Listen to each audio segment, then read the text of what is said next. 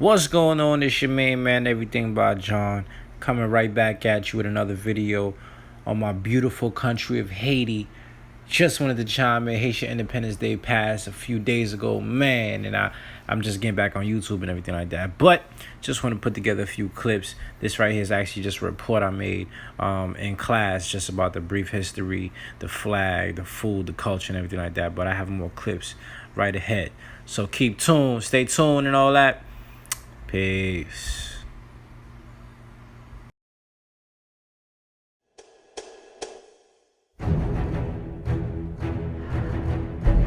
There's nothing that happens after the Haitian Revolution and our fight for freedom across the Caribbean and North and South America that wasn't influenced by the Haitian Revolution.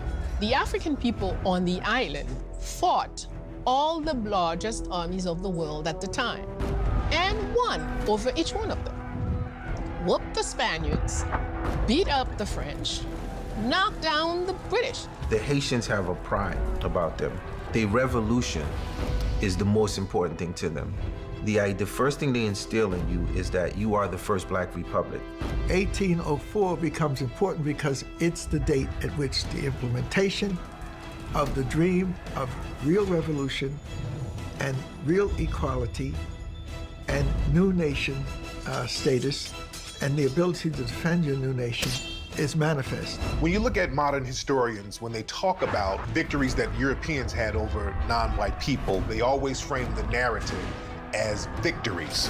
But when African people rise up and fight off their European oppressors, they frame the narrative as a massacre.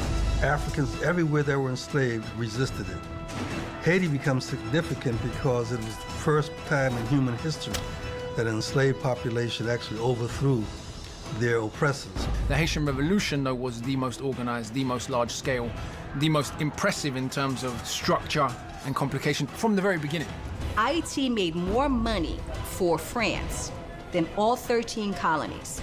The Haitian Revolution was very influential, particularly amongst Africans. It was seen as an inspiration for Africans in this hemisphere, just as it was seen as a horror by those who held slavery dear. There is a concept that we must defeat Haiti. We must ground them into the ground. We can never let them rise. They are an example of Black power. They are an example of what happens when people who are oppressed decide to stop being oppressed. In the Western Hemisphere, the island is very strategic because it has a lot of natural resources, it has a lot of precious metals, and a lot of the European powers were scrambling to get control of that area. Haiti is the first place that Christopher Columbus did a fort, did a settlement. So it's the first settlement in the Americas. Christopher Columbus on the west coast of Africa in 1482. He's involved with Africans on the west coast. That is how he came to America in the first place. It was they who told him there was land to the west. In fact, in his journals, he says that he met Africans going back to Africa when he was on his way to America. What folks are doing these days shows that there were Africans on that island when Columbus got there. At least 3 different types. There were the Caracoles up in the north, Guanini, and there's another one. But you can find that in the book called The Annals of Haiti. The Spanish declared this was for them, but the French says, what do you mean this is for you? And the British said, well, how could you have it all? So right from the beginning, we had colonial wars among them on the island. When you're dealing with the Spaniards, you're looking at the introduction of Africans in 1503. When you're looking at the introduction of Africans from the French, you're looking at 1670. So you're looking at a wide gap between the Spaniards and the French bringing Africans onto this island.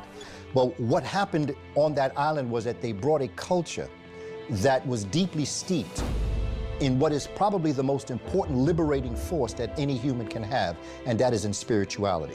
1675, the Treaty of Ryswick, the church established that the island would be split in 2. One side would be for the Spaniards, and the other side would be for the French. So at that point, what the Spaniards had named the island, I told you, was already Haiti. That's the original name of the island. Now, the Spaniards named the island Hispaniola. And when they agreed to share it with French. The French called their side Saint-Domingue, and the Spaniards kept Hispaniola for theirs, but called the capital city Santo Domingo, which is still Saint-Domingue. When the Spanish got here in 1492, and you know, they're on the island from 1492 to 1625, the Spanish is looking for gold. They're looking for wealth, and this is the first thing they started doing. And they find some gold. Haiti still produces gold today. And so gold was the big prize that everybody's looking for. But once they get into sugarcane was sweet gold. I mean, sugarcane was it. During the period where they were commencing this genocide against the indigenous population, a priest called Bartholomew de las Casas came up with this idea that it was ungodly to do what they were doing to the indigenous people of Hispaniola. They were killing them off. It was terrible, which it was, incredibly brutal. So they needed someone else to do it to. And this was where he came up with the idea of getting people from elsewhere. This revolution was going on from the moment Africans touched the shores. That's very important to understand, because what also happened is that when Africans were brought to this island, many of the warriors from the Congo, from Yoruba, or what we call Nigeria, or from Ghana, when they were brought here, the Ashanti, they immediately escaped and created maroon towns. These maroon towns would later become the actual hubs of the revolutions, because many of them never really experienced being enslaved. French Saint-Domingue was the richest colony in the Americas in the 18th century due to the production of products like coffee, tobacco and cotton. But because of the importation of slaves, very distinct and often hostile ethnic groups lived side by side. There were around 20,000 whites, divided between the wealthy planters and the less powerful petits blancs, teachers, merchants and the likes. And although the petits blancs were largely loyal to France, the planters favoured independence because it would allow them to export their crop to more countries rather than just to France. Otherwise, there were 30,000 free persons of colour, many of which were mixed race and lived in the south. Some of them went on to own slaves themselves and had more power than the petits blancs. However, they lacked some rights within the French system, so like the planters, they were largely pro-slavery and pro-independence. But the bulk of the population was made up of 500,000 slaves, which lived in notoriously bad conditions. And they often rose up. For instance, in 1759, some poisoned their masters as part of the Mackandal Rebellion. Plus, many slaves, known as Maroons, managed to escape the plantations and lived in the mountains. Tensions between these groups escalated when the French Revolution broke out and the population had to choose between independence, monarchy, republicanism, slavery, etc.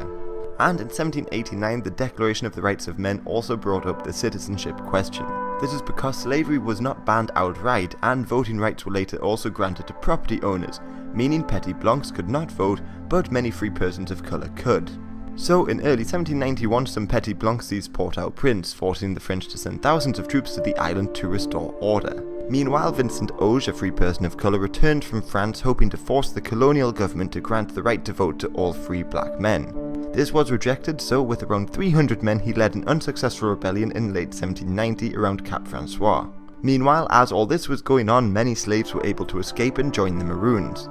And in August, outside Cap Francois, many Maroons met and held a secret voodoo service. There they selected their leaders to start a slave rebellion, including Georges Biassou and Jean-Francois Papillon, and just a week later the rebellion began. Within just a couple months, the slave army grew to tens of thousands, and they destroyed hundreds of plantations and killed thousands of whites. And in the chaos, the free persons of colour, now led by André Rigaud, also led a small rebellion in the south demanding the right to vote.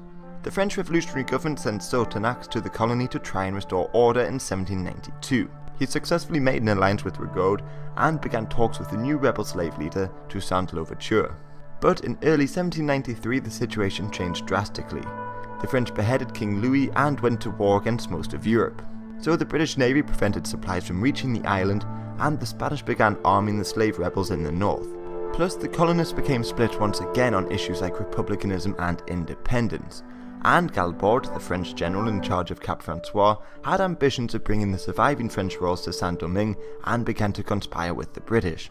So to counter this new threat, Sotonax promised freedom to thousands of slaves if they agreed to fight for him in mid-1793. They successfully defeated Galbaud, but thousands of whites fled, and in September the British landed in Jérémie. They were welcomed by many whites in Saint-Domingue because they promised to reinstate slavery and suppress rights of free persons of colour.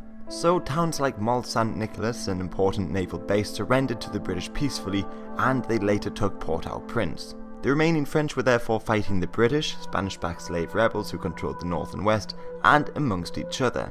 But this changed in February 1794 when the French government in Paris finally agreed to abolish slavery, plus in Europe the Spanish were losing to the French. So the French commissioners withdrew and gave colonial authority to André Rigaud, who consolidated power in the south. Then in May, Toussaint Louverture, for disputed reasons, decided to switch allegiances and fight for the French. Many of his old allies, including early leaders Biassou and Papillon, turned against him because of this. But with the help of his competent generals Henri Christophe and Jean-Jacques Dessalines, he was able to crush the opposing slave rebel leaders. Louverture therefore controlled the north while Rigaud had the south, and together they began to attack the British. The Spanish influence over the slave rebellion ended, and in mid-1795 the French defeated them in Europe, and were granted the eastern half of the island, but they didn't assert their authority over it. The French tried to send governors to the island to try and maintain loyalty and control, but by late 1795 it had become